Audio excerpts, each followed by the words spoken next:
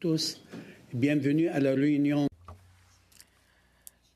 Welcome to meeting number 45 of the Subcommittee on International Human Rights. Today, we are resuming our study of the detention of Jimmy Lai in Hong Kong, after which we will continue our study of the draft report on disability inclusive education. To ensure that the meeting runs smoothly, I would like to convey some instructions to the witnesses and members of parliament before taking the floor. Please wait for me to name you. If you are participating via video conference on Zoom, click on the microphone icon to activate your microphone. Please mute yourself when not speaking. As for interpretation, for those on Zoom, at the bottom of your screen, you can choose between the floor, English, or French.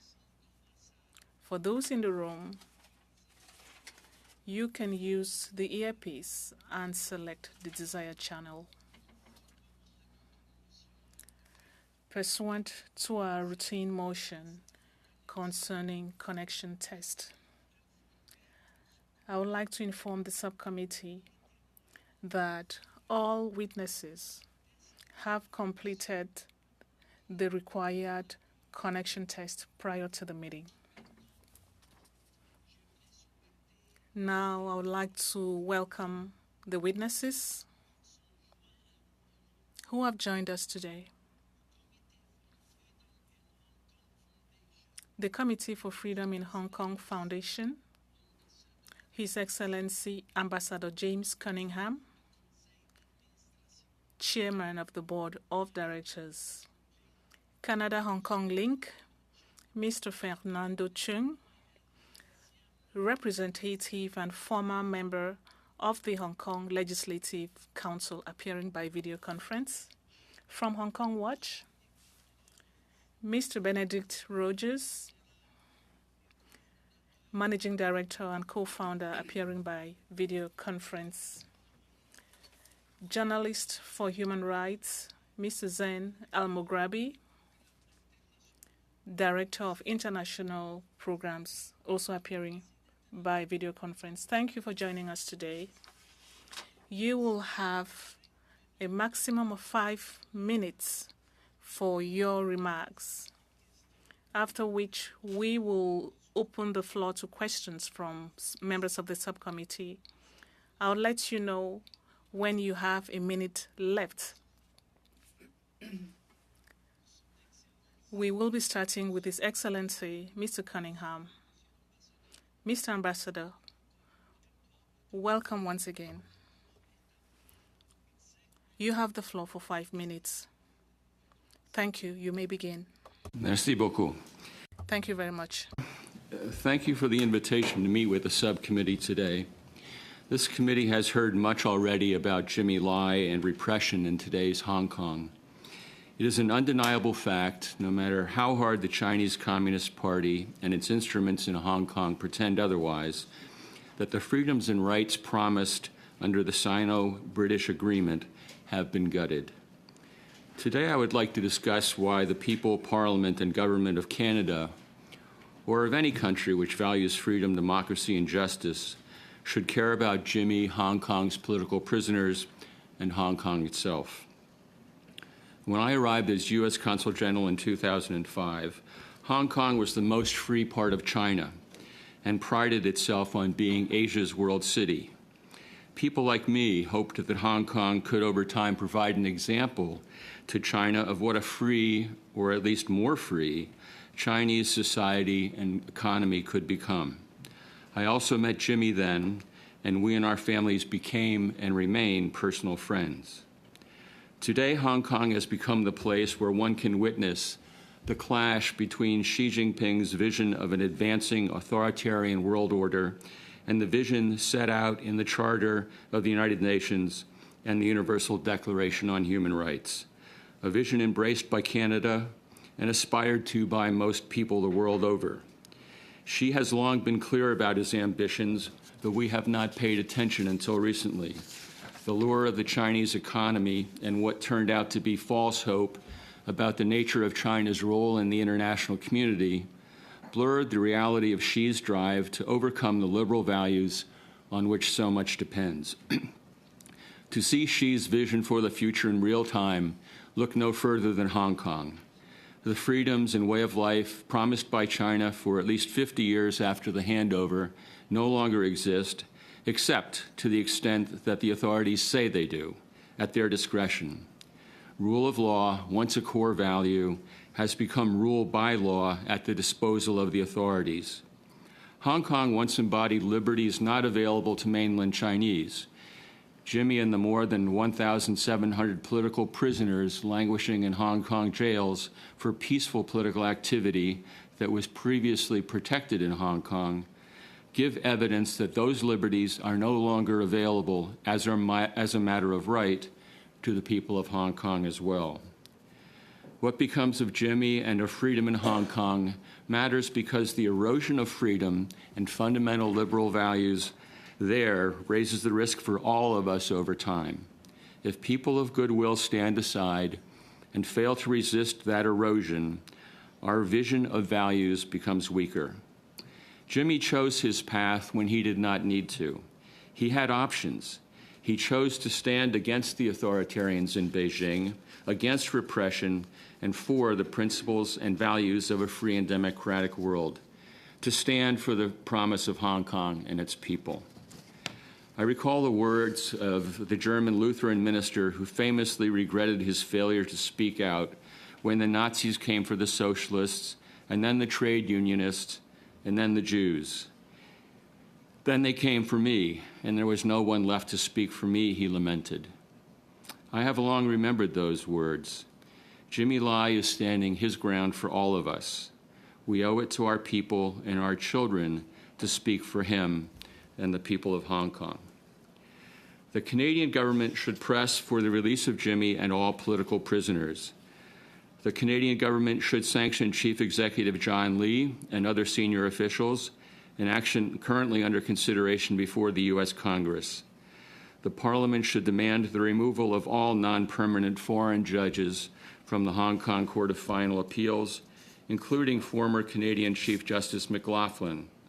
Their continuing presence confers a veneer of respectability when rule of law as protection of freedom has collapsed. The government should also close the Hong Kong Economic and Trade Office in Toronto, which now operates not on behalf of an autonomous Hong Kong, but on behalf of the Chinese Communist Party, with all that entails. Finally, I urge you not to forget Jimmy Lai and Hong Kong. Mr. Chair, thank you and the members of the subcommittee for your time and attention. Merci, Monsieur l'Ambassadeur. Et maintenant, j'invite... Thank you, Mr. Ambassador. Now I would like to call on Mr. Fernando Cheung to take the floor for 5 minutes, please. La parole est à vous, Monsieur. You have the floor, Mr. Cheung.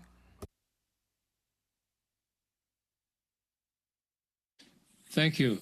Good morning, good afternoon, esteemed members of the International Human Rights Subcommittee. I'm Fernando Cheung, a former legislative councillor in Hong Kong.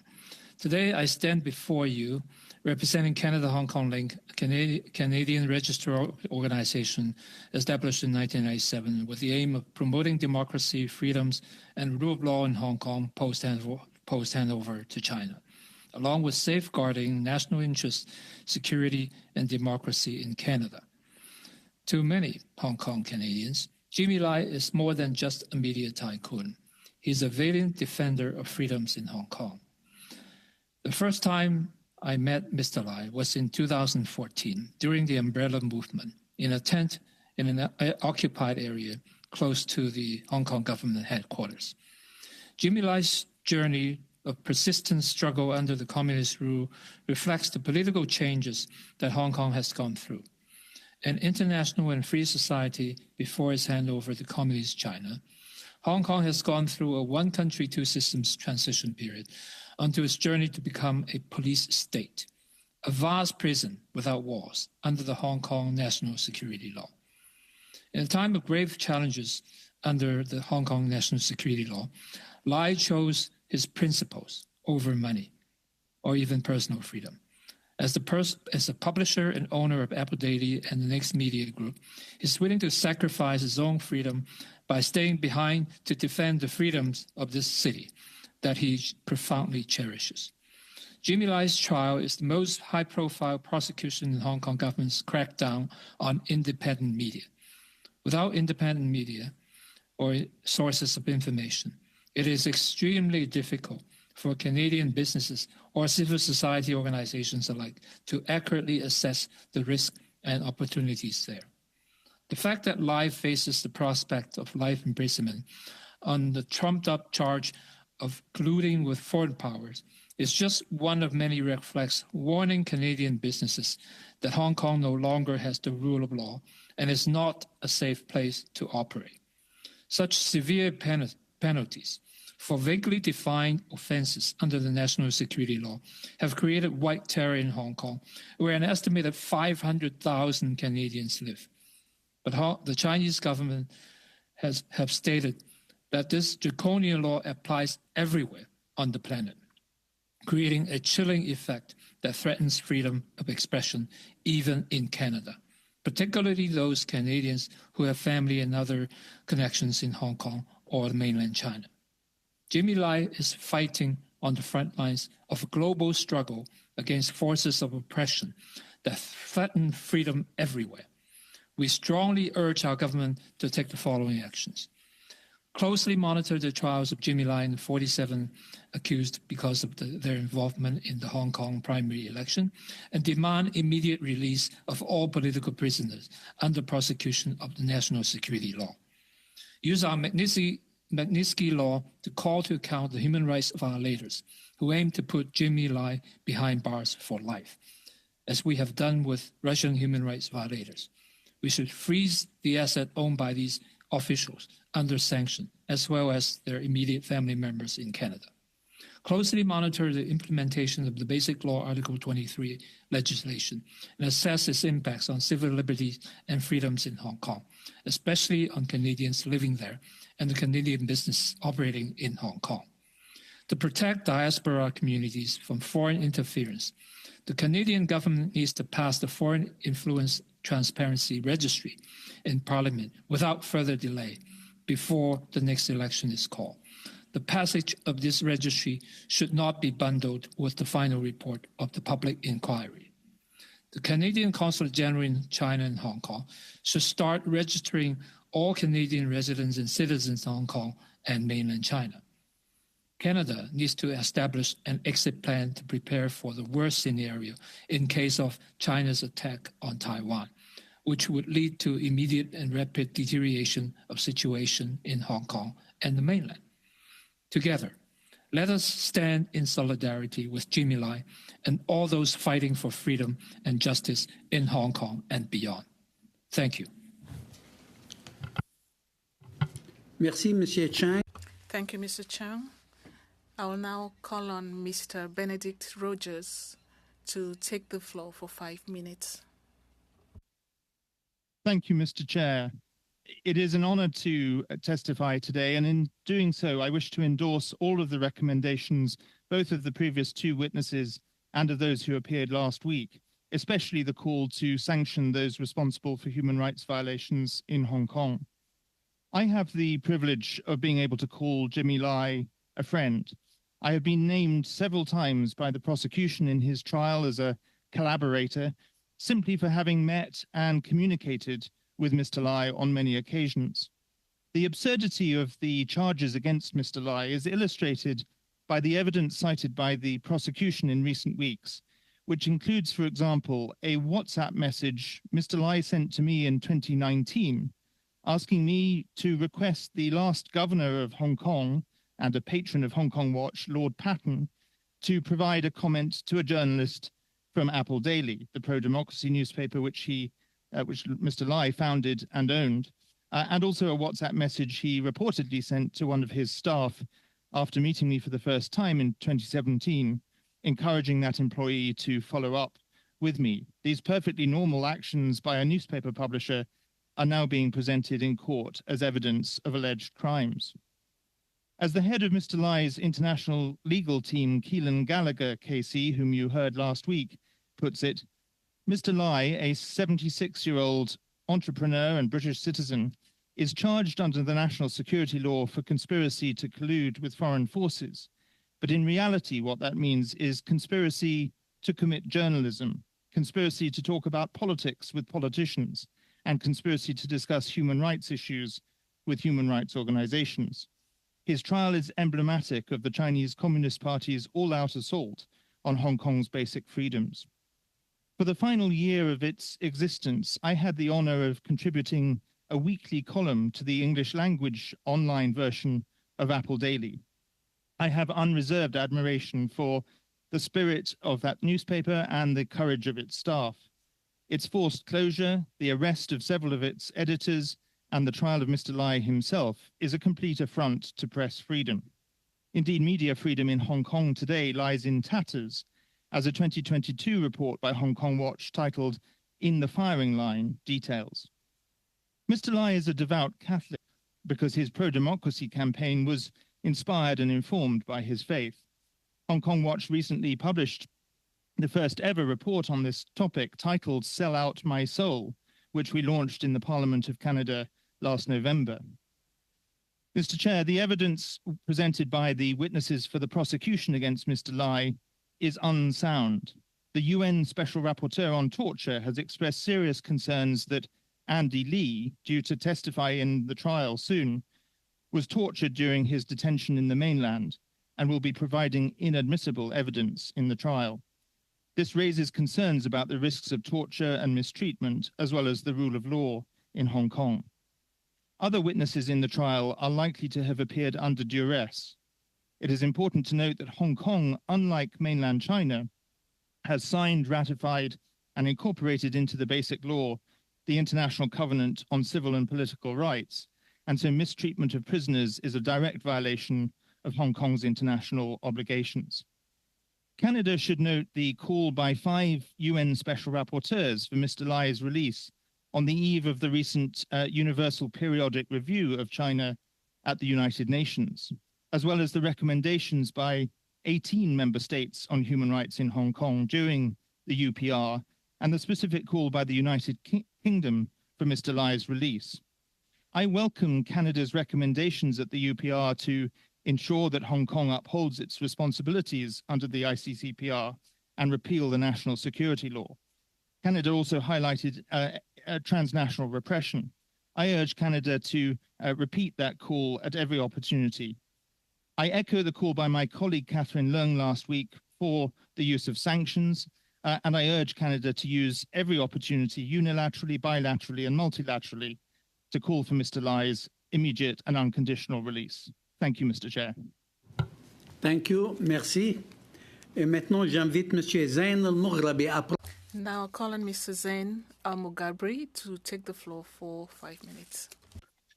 Honorable members of the Subcommittee on International Human Rights and colleagues, good afternoon.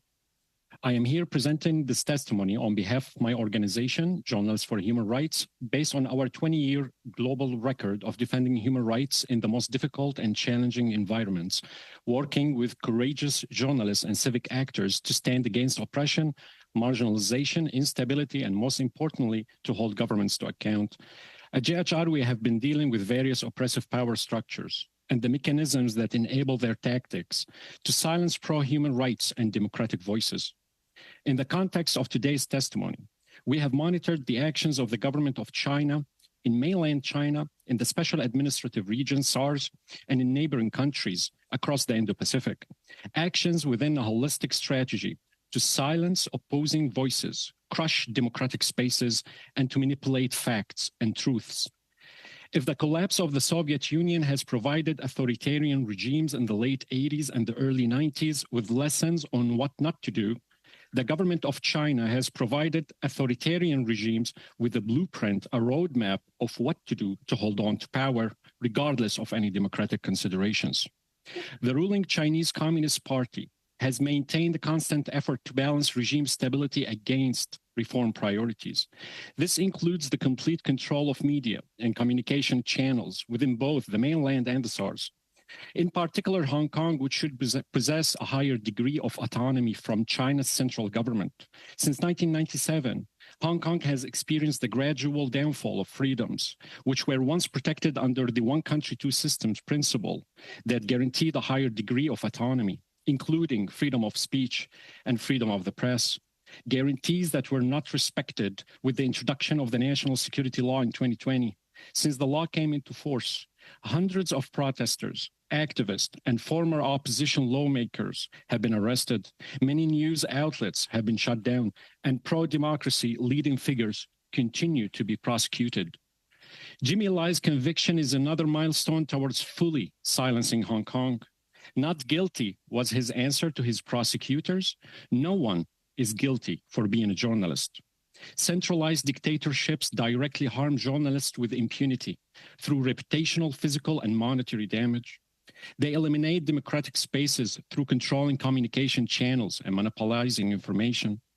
We must draw our attention to the fact that a defining characteristic of such regimes is to spill over their national borders into neighboring countries and beyond. They are threatened by human rights and democracy. They implement their harmful ways against freedom of speech abroad as they do at home. China aims to heavily influence the international information environment. This includes propaganda, disinformation, misinformation, and censorship with a massive annual budget.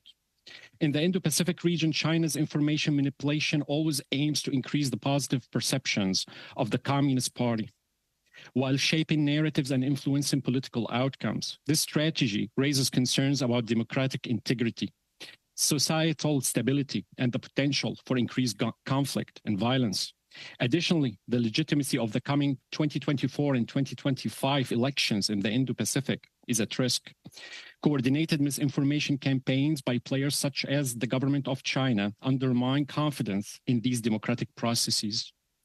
Honorable members and human rights advocates, it is critical for the government of Canada to stand for human rights and democracy in the whole region of the Indo-Pacific, as it should elsewhere. It is crucial to support pro-human rights, non-state actors, in particular courageous journalists and media professionals such as Jimmy Lai, to promote and protect necessary freedoms, not only because it is the right thing to do, but also to ensure the stability in a region of the world that is important to our country and to defend principles for which Canada stands for. Thank you. Merci, Monsieur Almograbi. Thank you, Mr. Almograbi. Thank you for being here with us today. Thank you for your remarks as well. Now we shall move on to questions from members of the subcommittee. For the first round, J'aimerais inviter Monsieur. I would like to call on Mr. Majenda to take the floor for 7 minutes. Merci. Thank you very much. And to all presenters, we really appreciate the harrowing and insightful perspectives you provide, both for Jimmy Lai, for Hong Kong, for the wider Indo-Pacific region, and for our shared values of human rights. Let me begin by asking my first question to Ben at Hong Kong Watch, with compliments to your colleague Catherine Leung, who had shared with this committee specific people that could be sanctioned in Canada for ties to the CCP in Beijing, but also for their family assets here. Ben, let me ask you, there's been incrementalist approaches to authoritarian encroachments on everything from Afghanistan to Ukraine to Hong Kong.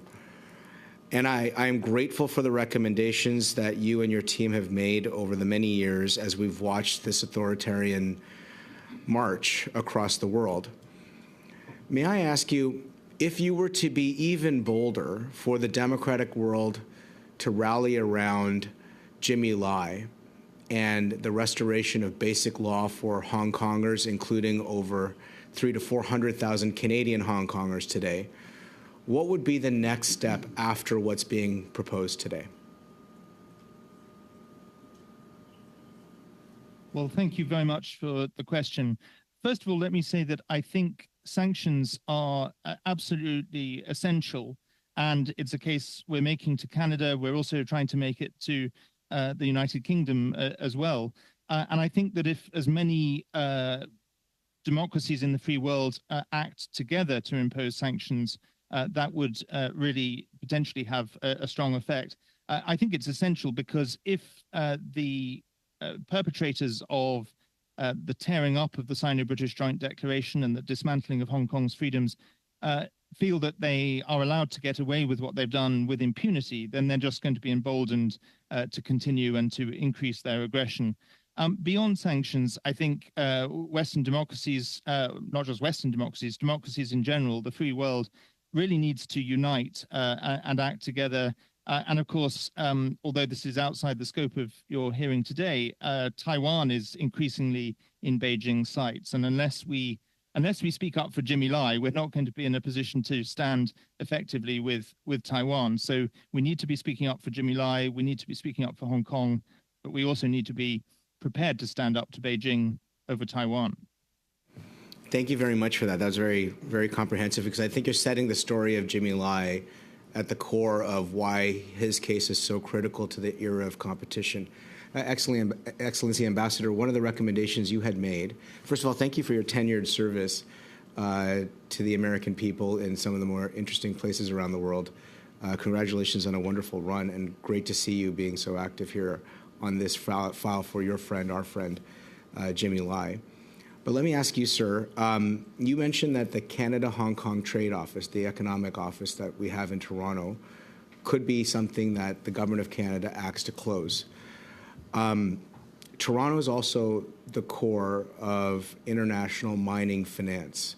A lot of the world's financial flows for critical minerals, more traditional resources, are managed out of the Toronto Stock Exchange. Canada has a literacy when it comes to resources that few other countries can parallel.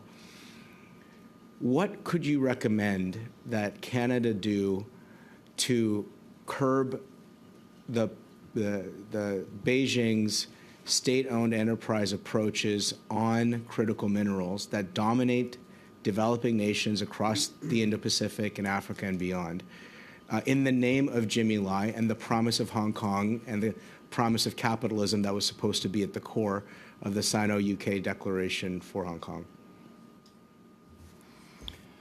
Thank you, and thank you for your comments. First, on the specific issue of the Hong Kong Trade Office in Toronto, the reason that we have spoken about their operations is because when they were, at least in the United States, and I assume here in Canada and elsewhere, they're located throughout the world, they were established as a recognition of Hong Kong's autonomy, a special status that no longer exists, which is why we and many others are recommending that their special privileges be revoked. On the issue of critical minerals, this is something that's of concern to every country around the world. We have, as in many other instances, we have collectively fallen into a situation where my country, Canada, and many other countries around the world rely upon resources that are basically lodged in China in one way or another, whether it's manufactured, mined, owned by contract, or whatever. One of the key things that I think has come to view in our own internal discussion in the United States about the future of our relationship with China, and it's something that I discussed with people in London and Berlin when I was there earlier this year, is the need to diversify our resource and our supply chains across the board. It's not just critical minerals. There are many other aspects of this problem. It's not to say that we need to break off or disrupt those exchanges, those commercial interests, but we need to diversify them. And critical minerals, I'm glad to say, are something that are turning up as other countries start looking for them in their own territory. We have some great possibilities in the United States. I understand you do here in Canada as well. There are other places in Europe, Scandinavia, that can be exploited.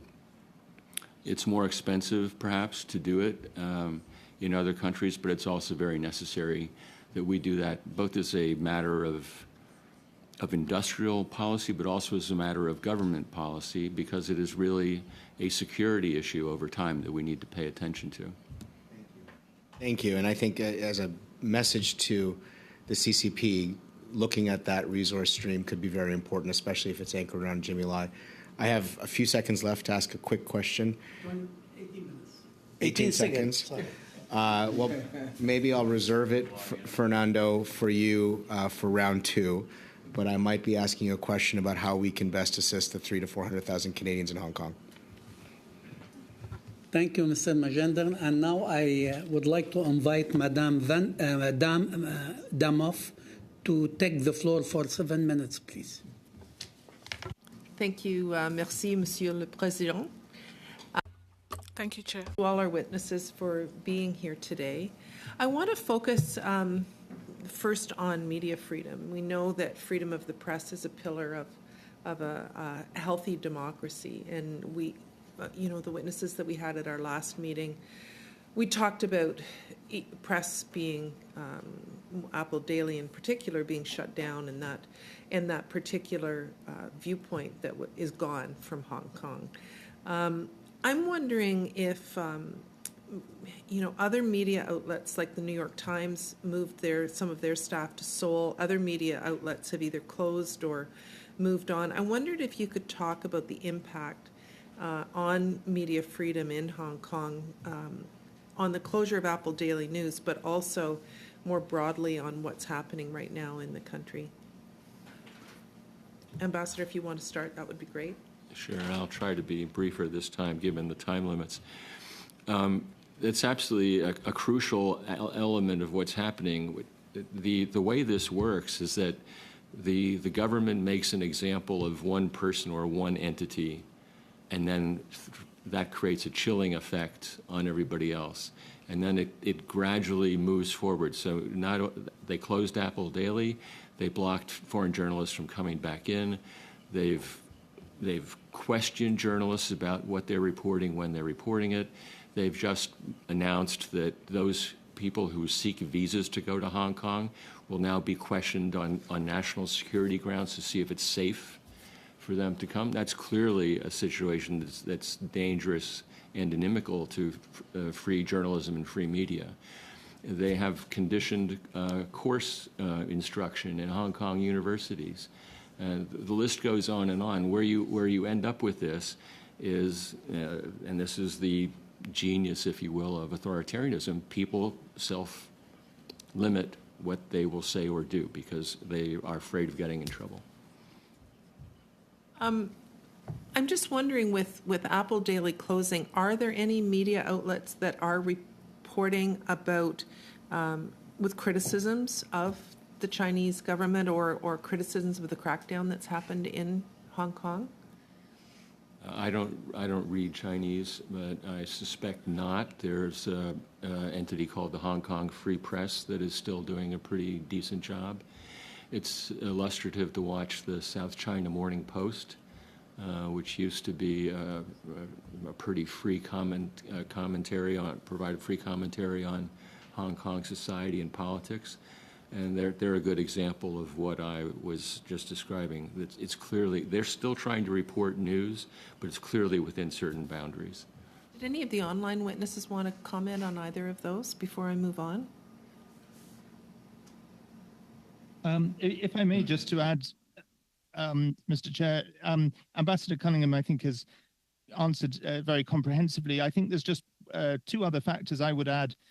One is the closure of most, if not all, other independent Chinese language media, particularly Stan News, which was the other major publication to be forced to close down, and many of its staff arrested. But the other challenge, I think, for journalists, particularly foreign journalists, is the understandable unwillingness of people in Hong Kong now to talk to journalists. So even if journalists had the freedom to research and write stories, they struggle to find people to interview for them because of the national security law. And that will become even more challenging when the new domestic security law, Article 23, is imposed. So Are you seeing the media reflecting more state views now then than they were?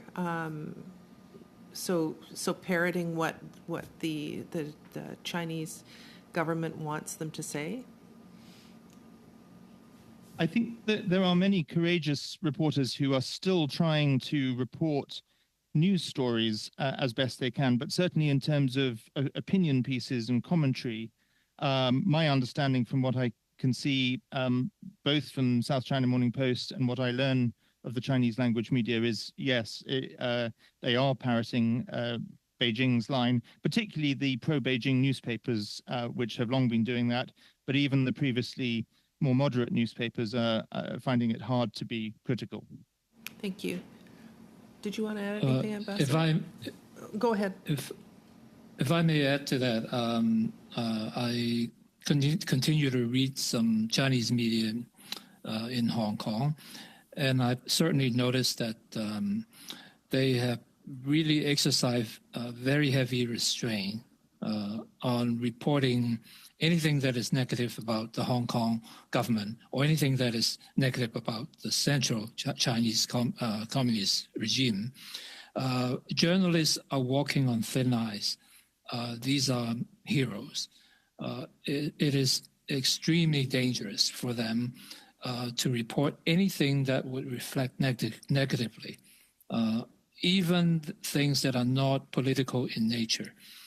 For example, things that are related to environmental protection, livelihood issues such as a lack of housing. When they report situations of poverty and poor housing situations, I understand that certain individual groups, not journalists yet, but groups, advocate groups, have been named by the authority, by the Hong Kong government, as being playing an opponent role, and that warning comes as a political warning to these groups. I only have 30 seconds left, Chair, so I think I'll give the time back to you. Thank you. Merci, Madame Damoff. Et maintenant, j'invite Monsieur. Thank you, Ms. Damoff. Now I'll call on Mr. Alexis Brunel-Duceppe to speak for 7 minutes. Thank you, Chair. I could also take an extra 30 seconds. I would like to thank all witnesses for being present for this important study. I would also like to thank all my colleagues sitting on this committee for accepting to change the timetable to support the study that I added. I want to thank them for that. Mr. Consul, if I may address you that way, in your opening remarks, you talked about actions being taken by the American Congress. Do you know any other free democratic countries that have taken any action on the Jimmy Lai file? And to what extent are these actions important on the international scene? And to what extent should Canada follow those examples? The short answer is that we're working in a number of venues to encourage parliaments and governments to take action. It has not been as widespread as we would hope yet, but it is becoming increasingly important conversation in various congresses and parliaments in Europe, as well as in the United States and in Canada also. To go back to a discussion that we had a couple minutes ago, in order to affect what's going on in Hong Kong and China on human rights and the kinds of issues that we're concerned about in raising today, it is really important that the countries that share the values that are under attack in Hong Kong and in China come together with a common view of how to deal with them and respond to them. This goes to everything from the economic issues we were discussing earlier, the trade issues, the commercial contacts, which are under attack in Hong Kong as well, to the human rights and media and other issues.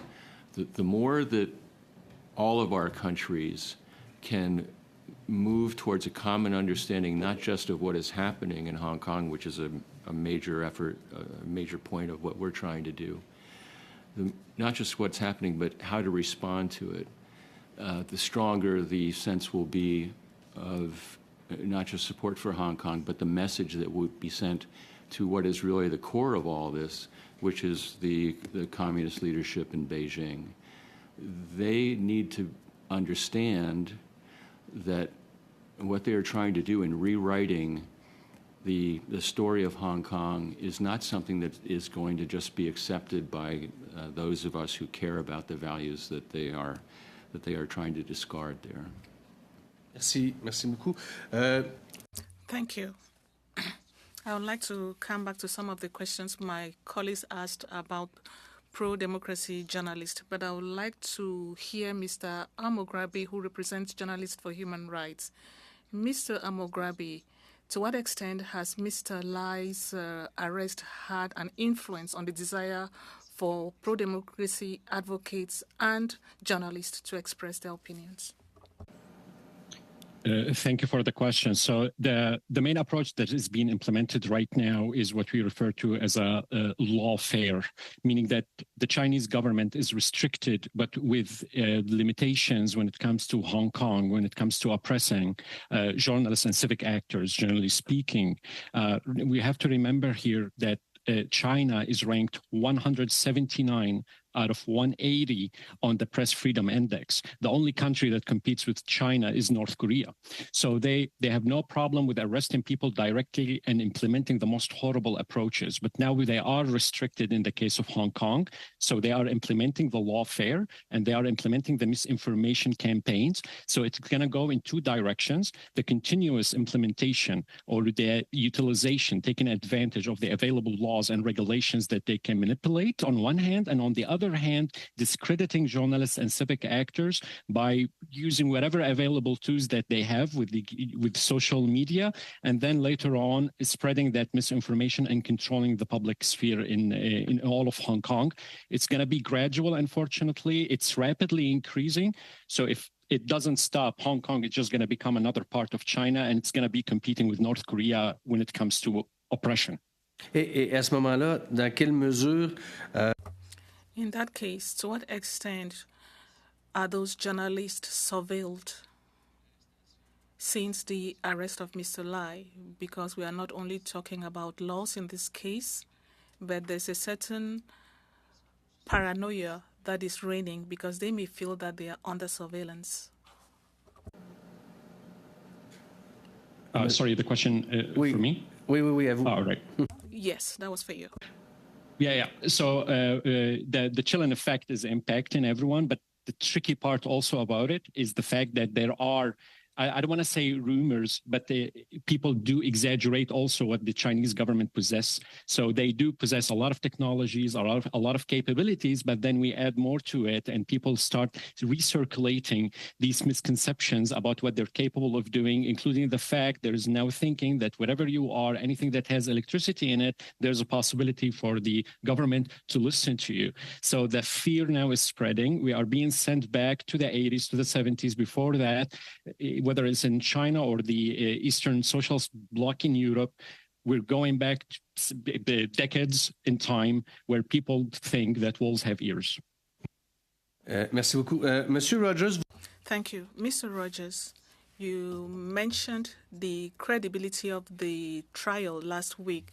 The legal team and the Lai family said that there were problems. We know that he's denied access to a lawyer. There was a problem with the choice of judges. To what extent is there lack of credibility when we look at the trial, Mr. Rogers? Thank you for the question. I think there is a total lack of credibility in the trial. As you've Is it possible a quick answer, please? We have a 24 second, please. Of course, I think the trial is completely lacking in credibility. I'll leave it at that. Thank you. Merci. Maintenant, j'invite Monsieur. I will now call on Mr. God Jones to take the floor for 7 minutes. Well, thank you. Thank you all for the important work that you're doing to advance human rights and freedoms, and for your advocacy in the release of Jimmy Lai. I can't say enough about how much we appreciate your work. I'm going to speak, maybe Mr. Rogers, if you can just elaborate a bit more. You talked about the UPR and the Human Rights Council, and certainly there's a peer review mechanism there that, through the special procedures that allows Canada to be a bit more of a stronger advocate. Can you speak about what Canada can do through that review process and how we can help support, in terms of making sure that there is a proper human rights review on China there at the UPR? Thank you. Yes, I think that what Canada, together with like-minded countries, the 18 member states that made specific recommendations on Hong Kong, can do is to take part in the follow-up process. The UPR has now concluded in terms of recommendations, but certainly they can follow up with the People's Republic of China, with the Hong Kong government, to look at how they're responding to those recommendations. And I think join the UK in specifically calling for the release of Jimmy Lai. I appreciate that. Mr. Cunningham, Ambassador, could you speak about, you talked about that as well, about the importance of Canada, coming out as strong as the UK did. Can you share with us how important it is that Canada take a much stronger and bolder position, not just, declaration in the House of Commons, but the importance of the Canadian government demanding the release of Jimmy Lai? Let me say that it's been very encouraging to me, having been involved in this effort now for some little bit more than 2 years, to see the interest that you have shown in Hong Kong and Jimmy Lai, and the growing sense that we have that this is becoming an important issue, not just because you have so many Canadians living in Hong Kong and so many Hong Kong residents in Canada, but because of the importance that Canada attaches in its foreign relations to addressing human rights issues. Canada can join in the chorus of what we hope will be a chorus of countries in supporting Hong Kong and take an important leading role if it's interested and willing in doing so, and I hope it will be. There's a lot of room to join this effort, and we hope that this hearing and other work that you all are doing will help contribute to that. We know there's 250,000 Hong Kongers of Hong Kong origin living in Canada, and they're dealing clearly with the stresses, the mental health impacts, the threats and fears that their families are facing due to Chinese police station surveillance, whatnot. Can you speak about, Mr. Cunningham, also about the Hong Kong diaspora media that are here in Canada? What can Canada do to help support those reporters that are working in Canada and ensuring that they're able to do the work that they need to do? I think that I would expect, I'm not the person best suited to address what's going on in Canada itself, but I'm certain that their freedom to operate in Canada is not an issue. What is an issue is how the information, the work they're doing gets relayed back in Hong Kong and in Asia. So to the extent that you can use your outlets and your resources to amplify their voices and to see that what they are writing about and are concerned about is heard and reflected, I think will help build the international focus on what's going on in Hong Kong that all of us should want to see. It is the light that keeps shining on Hong Kong that will eventually, I hope, help us solve the issue of the political prisoners, and that's what our focus is on. Thank you. Mr. Chung, you put out some really key points, and I really appreciate you being so clear on what you believe needs to happen. Could you speak a bit more in depth about, in terms of what Canada needs to do more in terms of monitoring the trial? You talked about the importance of calling for the release in the Magnitsky laws and the monitoring at the UN. And you cited one piece that I think was something that we haven't talked enough about, and that's the Foreign Influence Transparency Registry. Can you speak a bit more in depth about that? We have the inquiry ongoing right now, but can you speak about the importance of that piece and maybe elaborate a bit more in depth? Well, I think it is well known by now that CSIS has produced reports that Chinese Communist regime has inserted their interference on local elections or even national elections in Canada. And that is not new to many Hong Kong Canadians or Chinese Canadians here. But in order to stop these type of foreign interference, the first step is to create transparency. And this Foreign Influence Transparency Registry would require these foreign agents to report on any formal connections or any transactions they provide to Canadian public officials. In that way, at least that would give the public an understanding of what is going on.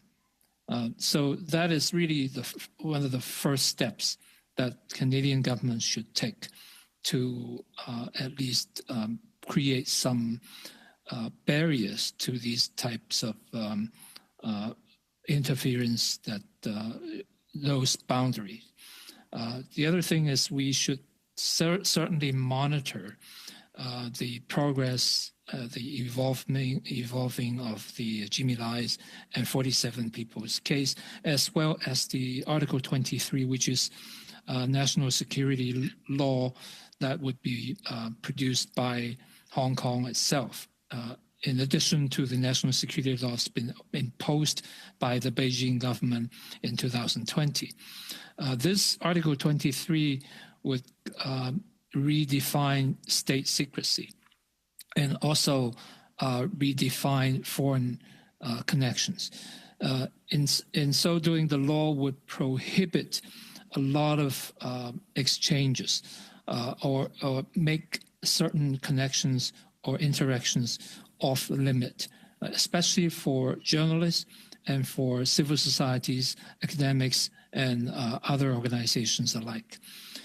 And in assessing and analyzing... Thank you, Mr. Chang. You got almost 1 minute extra. We cannot... I'm sorry. Thank you.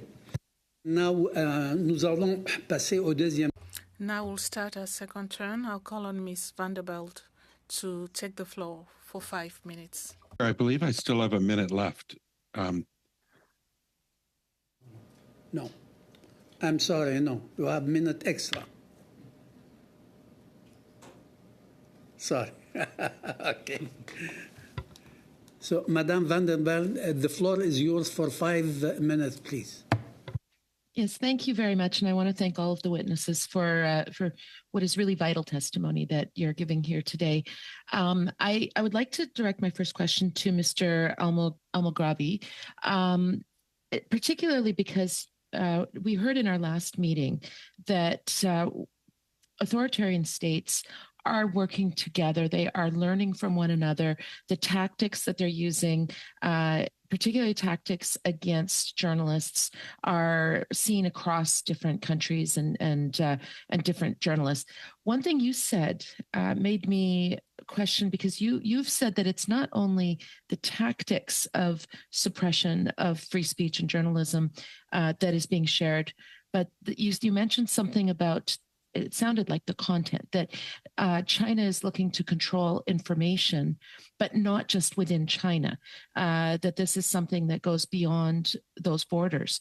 And that, of course, we know about disinformation and we know about those sorts of things. But is this something that you're seeing more broadly? Is this something you're seeing across the board in terms of information control, no longer being geographically specific in the countries, the authoritarian countries where these sorts of things are happening? Right. Thank you for the question. to answer the first point about authoritarian regimes likening each other, collaborating, so they collaborate directly and indirectly. There is a form of collaboration that is, unfortunately, literally in the sense of sending experts from China to other countries to teach them how to manage things, how to run things. So in our job, it's media, it's journalism. So they do that in the Middle East, for example, and they do that also in East Africa, where they will take people from the government or from the media to China to train them and prepare them. And they don't hide it, and they call it something like telling the stories of China, which means I'm going to teach you, I'm going to train you on how to do reporting the Chinese way, to tell our stories, right? So they do directly collaborate with these entities, and there is the indirect collaboration, which is I'm sending you the blueprint. Here, this works, this doesn't work, and that was implemented in 2 different places, like in Vietnam, for example, in the early 90s, where they paused law. They want to go into more press freedom, but they made a law that you cannot publish anything without sending it first to a committee by the Communist Party in Vietnam, and they meet every Tuesday, and they have to approve it. Otherwise, you're committing a crime. They did the same thing for Syria. They provided them with, you can go into more free market, but you don't have to do anything else free. You can keep all the political power, all the media under your control, and you can benefit the people around the regime and the party, official, high-ranking members. And when it comes to the geographic scope of it, I have a list that is so long of documented actions by China. And in my case, I focused more on the Indo-Pacific region, which is a massive region, and has huge interest for both Canada and also when it comes also to the global economy, etc. But the most terrifying things, or I don't know how to call them, but there are different approaches. When the private sector in Indonesia, for example, there is a network, TV network, they buy time from them and they broadcast shows they produce, and it's without any questioning, and it doesn't go through any editorial lines. There's no codes of ethics for journalism. It's published or broadcasted exactly as if it's propaganda. Same applies for another radio network. And if we go to a more different, sophisticated kind of approach, we can look at Pakistan. There is something called the China-Pakistan Economic Corridor Media Forum. And under that, now they're adding to it how to fight misinformation that is deemed by the 2 governments to be propaganda and inappropriate. So it's cross-countries collaboration that is being done to go after press freedom everywhere that they see it of their interest. Well, thank you very much. I think there's quite a bit there to delve into. I wonder if any of the other witnesses wanted to answer that before I move on to my second question. Only 25 seconds. 25 seconds. Okay. Well, I guess I was going to ask about the change you've seen over time, but I guess I'll just ask very quickly, do you think that it is getting significantly worse as time goes on? When it comes to the kind of collaboration, etc., now there is this year and the coming years, there's about 15, 16, 17 elections that are very critical in the Indo-Pacific, and more investment with a massive budget. The estimations that it's increasing by the billions on annual basis. So the impact is increasing, the effort is increasing, and most importantly and sadly, it's getting more sophisticated. So it's more sophisticated than another country to the north when it comes to campaigns of misinformation. Thank you, Mr. Al-Mughrabi. Thank you, Madame Vandenberg. And now, maintenant, j'invite Monsieur Majumdar. Now I'd like to call on Mr. Majumdar to take the floor for 5 minutes. Merci. Thank you. I'll delve right into this with Mr. Cheng, if that's okay with you, sir. We have seen organizations inside Hong Kong working to undermine the efforts that the communists in Beijing are imposing on them. And we've seen surveillance cameras being installed across Hong Kong, news of that emerging just in the last week as a further subversion of the national security law. Let me ask you, Mr. Cheng, what is the scale of resistance that the people of Hong Kong are going to bring to the communists of Beijing? And do you fear, or do you see an inflection point from when peaceful protest becomes something more robust? Thank you for the question. It is dangerous to talk about resistance in Hong Kong now, publicly or even in private. As you mentioned, there are multiple layers and various tools being utilized in the surveillance. There are laws and regulations that would encourage reporting of any suspicious speeches or acts. So it is there's a culture of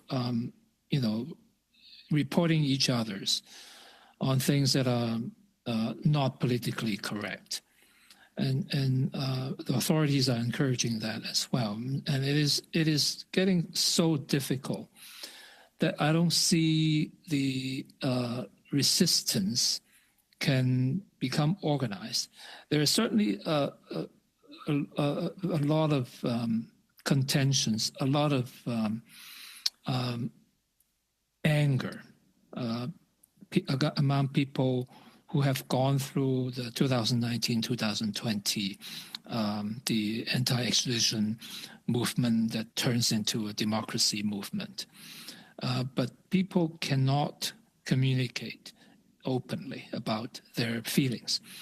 And I can't really see a turning point until that people understand that it is safe again for them to talk about it or express their political opinions openly.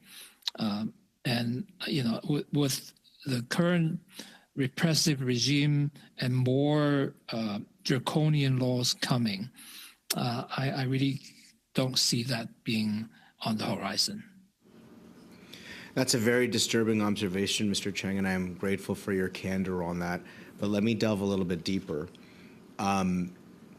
With the strength of the repression that Beijing is imposing on Hong Kongers, creating a culture where people are trafficking in conspiracy, we know that unless Hong Kongers, including Canadians in Hong Kong, find ways to be more resistant, it creates pressures and difficulties for partnerships with those people to succeed. Do you have tools or suggestions or thoughts as to where Canada could look for how we can help Hong Kongers protect what freedoms they have as they scale their protest to the challenges that Jimmy Lai is encountering today? Well, thank you. It is important for Canadian government to speak up for Jimmy Lai, have a strong stance, and speak up on anything that the Hong Kong government is deemed to be violating the international covenants such as ICCPR, so that the Hong Kong government and Canadians living in Hong Kong understand Canada's official position. Continue to provide risk assessment information to Canadians living in Hong Kong. That is very important. We all certainly understand that it is getting more and more difficult to protect Canadian residents or citizens living in Hong Kong any further. Take a look at the two Michael cases. And Hong Kong has become much like the rest of China.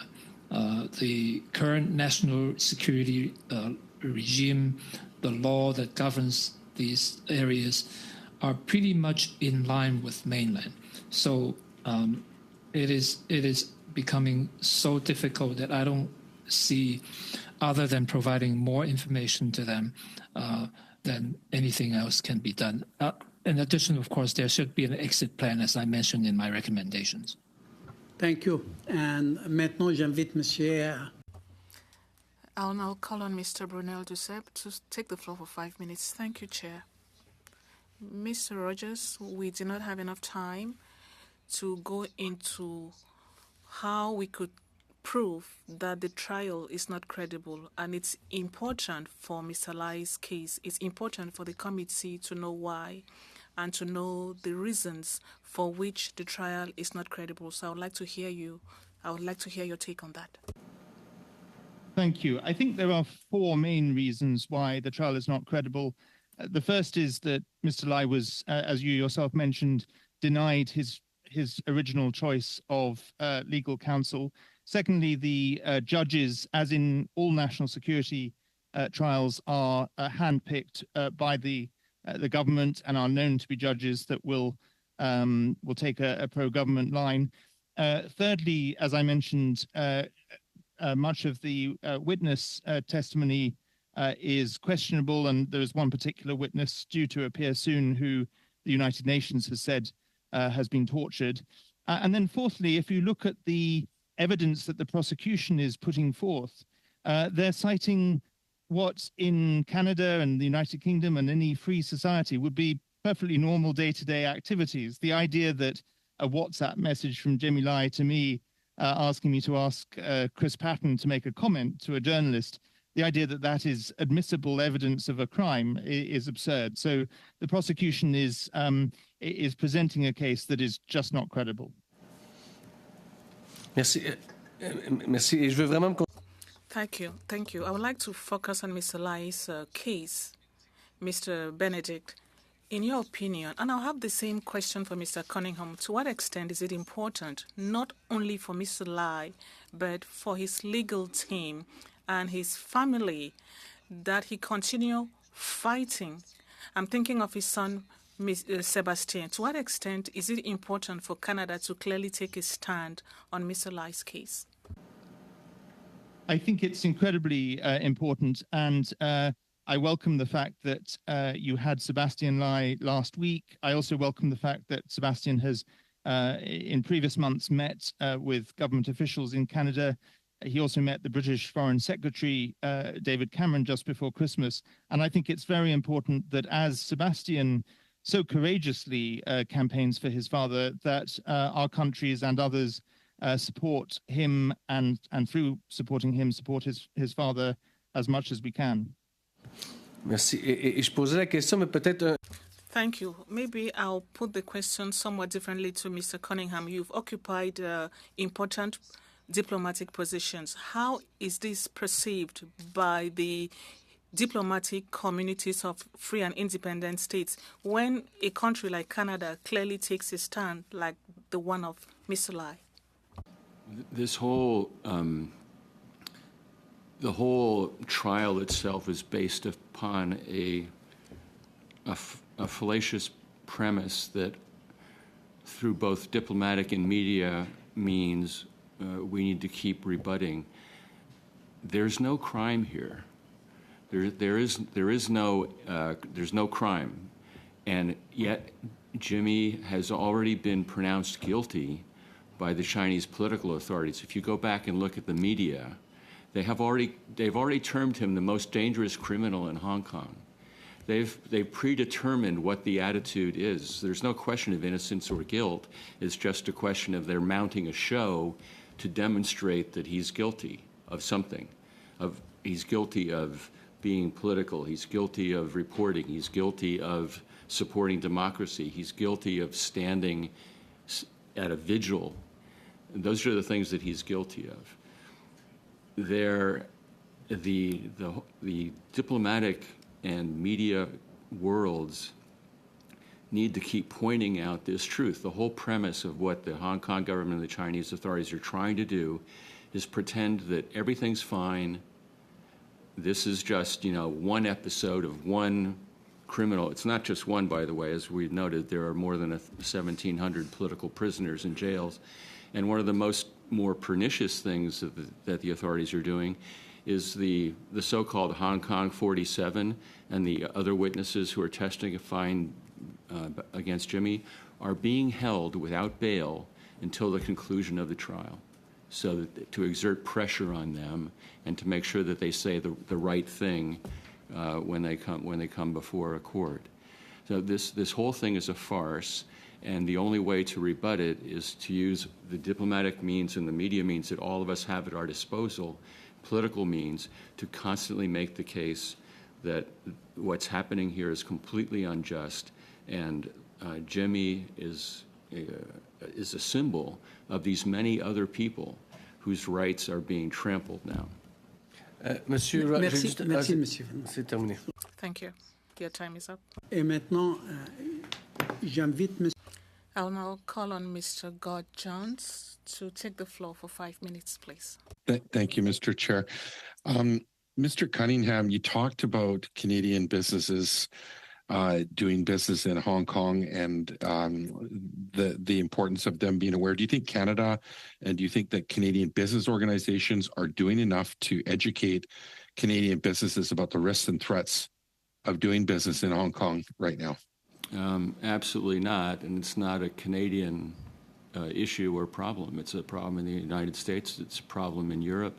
It's a problem in Asia.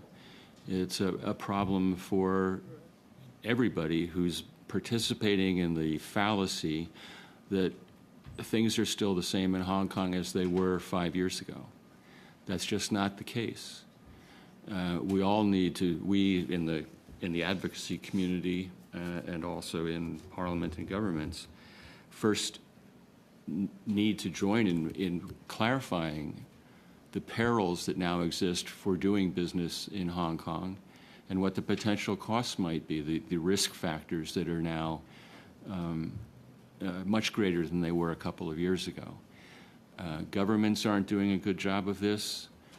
Business, one of our Congressman Gallagher, I think this came up last week, also talked about business wearing a golden blindfold, doing business in Hong Kong and China. As I said in my statement, our vision of what is happening there has been blurred by both economic means or goals and our own political hopes over the years. There is literally no protection now, any more protection now that exists in Hong Kong than exists in mainland China for people who are doing business. And one of our means of bringing pressure to bear is to highlight that fact and to get people to realize it. Can you speak about how irresponsible it is for businesses sending their employees over, giving the risks that they're putting those employees under? The first thing they need to do is accept that those risks exist, and then draw the consequences. It's not politically or economically realistic to think that all these business connections are just going to go away. That's not going to happen. But it should be more apparent to business leaders and chambers of commerce who've been very bad about this to make clear that what's happening in Hong Kong now is a real signal of problems ahead if it doesn't change. And I'm not saying that this should necessarily be done in public, but every senior official of a government or of a corporation or an investment or a firm or a bank should be telling people in China, if you keep doing what you're doing, this is going to increase the risk for us, and it's going to make it more and more difficult for us to have the kind of economic relationships that we've had in the past. That is, I think, the reality. It's the thing that people don't want to talk about, but that they need to talk about. One of the things that Sebastian Lai, Jimmy Lai's son, told this committee last meeting, it's really stuck with me. He told us his father would often say that fear is the cheapest weapon, and I think we can really see that in the press landscape in Hong Kong lately. Some organizations have gotten shut down. Others have chosen to shutter because they saw that happening, and some journalists have been refused visas and denied entry, but others have moved their work overseas because they saw the persecution and prosecution of their peers like Jimmy Lai. And we've heard that the national security law could theoretically apply to actions or publications made anywhere in the world, not just in Hong Kong. And we've seen dual citizens like Jimmy Lai, denied their consular rights because their dual citizenship isn't recognized. It makes me worry about the security and mental health of Canadians with heritage, family, or other ties in Hong Kong. Maybe Mr. Almagrabi, can you speak about the impact of the law on them and the risk to international journalists who travel to Hong Kong as well? And we know some Hong Kong-based journalists have moved abroad, but I'm wondering if this is still affecting what they feel they can say and how that impact on the volume, the tone, or the content of international coverage from them. 15 seconds, please. Okay, very, very quickly. There is severe damage that happens to the diaspora, to the community, and also people who escaped Hong Kong if they're going to stay away from being networked and being able to do what they're supposed to do, just because economically at the beginning it seems not profitable, like in Canada, if they're going to report on Hong Kong. That would be a severe problem and a huge mistake that we are going to commit. So we have to take that into consideration and keep it in mind. And the changes on other people are spreading all over. It's going to be just a matter of time when we're going to find less and less people going in without them even being denied. So it's gonna be the I don't have to do it, you will know it by yourself. So that's the kind of situation. This is why we need to give some attention also to the people who are in Canada or elsewhere and cannot return to Hong Kong. Thank you, Mr. Mugrabi. We have approximately 6 minutes. Would you like to have 1 minute and a half each, or we give a chance to our witnesses, the one who wants to explain to the committee? What do you prefer, please? Okay, so I invite Madame Damov for 1 minute and a half, please. Now I know how the bloc feels when they have a short time. Mr. Chung, my question is for you. Just before you were put in jail, you did a broadcast with an organization to talk about how the national security law had changed things in Hong Kong overnight. And I'm just wondering, is that organization still in existence? I'm sorry, I forgot which organization you were talking about. Could you name that? Maybe did you do? I don't know the name of it. You had apparently done an interview with them just prior to being to your arrest in 2020. There are many journalistic organizations that have been defunct since I spoke with them, since the enactment of the national security law. I suspect the one that I spoke to has already diminished. Okay, thank you. On the national security law, can you describe the sentiment in Hong Kong towards the national security law, and has it shifted since it was adopted? Or are people just afraid to speak out and so you don't know? Well, at the beginning, nobody really knew what's happening. The law was imposed by Beijing without any consultation or even transparency. So the law became law, and we knew nothing about it until at that moment. Then in the following couple of months, people began to understand that the severity of it. And of course, by now, that is a big stick above everybody's head. There are hundreds of people being prosecuted, and people are afraid, like my previous colleagues have mentioned about Jimmy Lai's comments. Fear is among everyone in Hong Kong. People thank you, Mr. Chung. We have to give a chance for all that. Right. May I invite Mr. Majendel for 1 minute and a half, please. The question that I would have is a minute and a half. In Canada, we are encountering intimidation, interference, coercion, elite capture, corruption, and nowhere across the government of Canada is there a single place that assesses the threat from Beijing for all aspects of the government. Could colleagues around the table provide, or our witnesses provide, a sense as to what maybe some of the best practices they've seen in the democratic world that shapes an understanding of the communist threat? Whoever wants it. Go ahead, Excellency. First, let me say it's a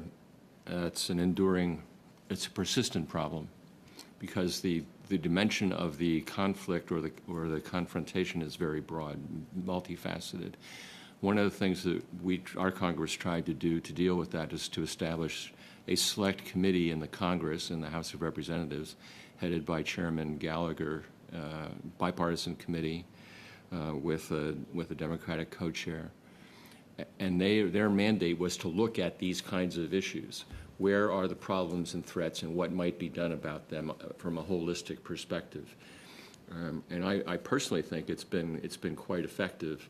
Not only are they very much interested in what's going on in Hong Kong, but they have had a real impact in focusing on issue after issue after issue and drawing out some of the reality of the complexity of the issues that we need to deal with when it comes to China.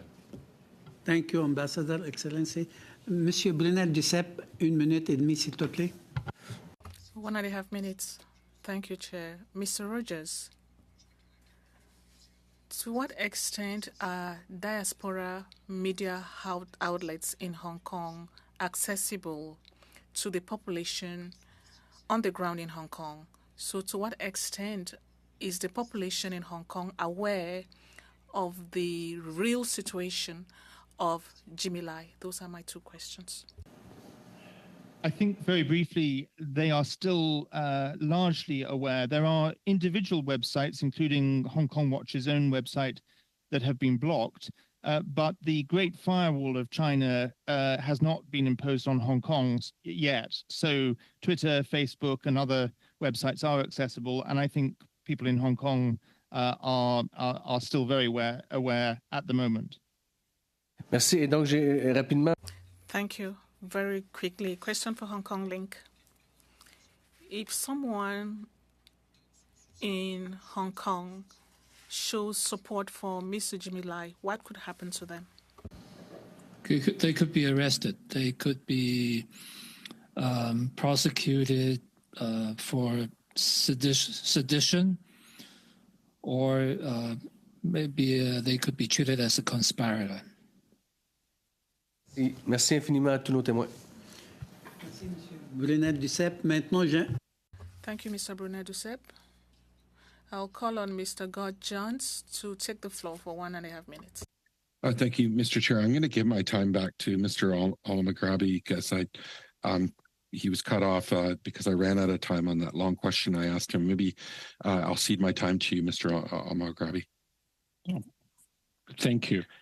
So the point was about providing support for people who left already or about to leave, because more people who are human rights activists, journalists, etc., are going to leave in larger numbers. So they're going to be in Canada or in neighboring countries. So we have to provide with whatever available support, because support also to the ones who are going to stay there, even if it's not going to be possible to be that effective, it goes a long way to provide support, whatever the human rights defender and the journalist is.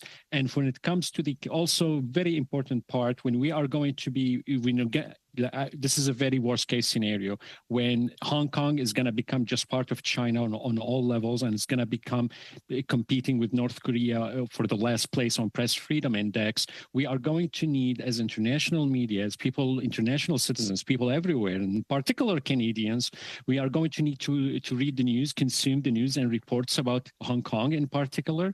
It would be very critical to have networks and have journalists and civic actors from there who are networked and capable and able to do their work. So we would be able to separate what is true from false, because they would know best what is the Communist Party of China capable of spreading, or what they're used of spreading, and what would be most likely to be the truth, etc. So there's a great value to do so in an event where worst case scenario happens. In the meantime, things are only getting worse, but we will have to keep on fighting and pushing against these kind of measures imposed by the government of China. Merci, Monsieur Maghrabi, and merci. Thank you, Mr. Al-Maghrabi. Thank you, Mr. God Jones.